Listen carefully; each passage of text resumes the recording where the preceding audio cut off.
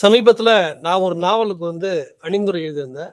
அந்த நாவல் பார்த்தீங்கன்னா, இப்போ உலகளாவிய ஒரு வெற்றியை பெற்றிருக்கிறது. அந்த நாவலோட பேர் என்னன்னா, நிலத்து வாடை.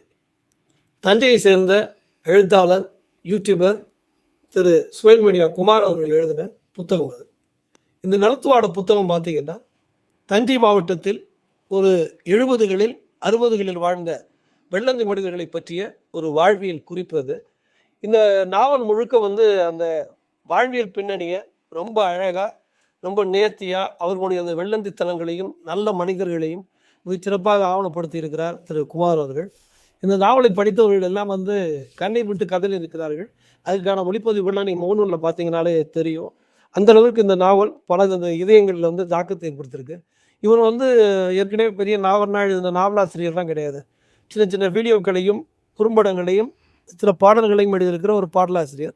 இவர் எழுதிய இந்த முதல் நாவலே இந்த அளவுக்கு ஒரு வெற்றி பெறுகிற நாவலாக மாறும்னு காலம்தான் அதை தீர்மானித்திருக்கிறது. காரணம் என்னென்னா, மக்கள்கிட்டேருந்து எடுக்கப்படுற அவர்களுடைய வாழ்வியல் அனுபவங்கள் ஒரு புத்தகமாக விரும்புகிறப்ப அது அவங்கக்கிட்டே சென்றடையும்.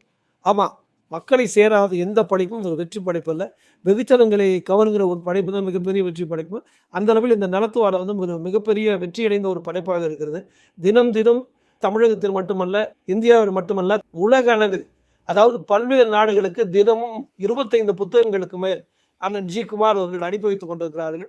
அவருடைய முகநூல் பதிவுகளில் நீங்கள் பார்க்கும்போதெல்லாம் பார்த்தீங்கன்னா, பலர் இந்த புத்தகத்தில் கரைந்து உருகி இருக்கிறார்கள்.